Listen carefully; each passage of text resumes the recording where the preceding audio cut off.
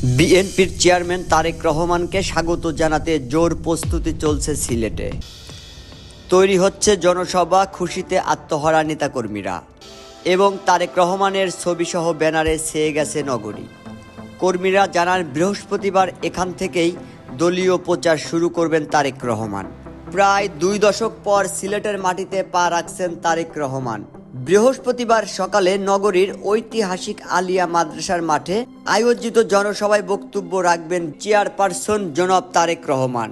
এই মাঠেই 1978 সালে ভাষণ দিয়েছিলেন শহীদ রাষ্ট্রপতি জিয়াউর রহমান। 2013 সালে একই মাঠে খালেদা জিয়ার মুখ থেকে ভাষণ শুনেছেন সিলেটবাসী এবং 2026 সালের 22 তারিখে তারেক রহমান ঐতিহাসিক ভাষণ শোনার জন্য সকলেই খুশিতে আত্মহারা এবং আগ্রহী সিলেটবাসী এখন ওই সময়ের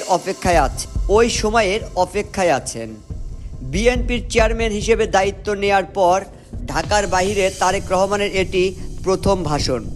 শফিক সাগর, বিবিসি বাংলা টিভি।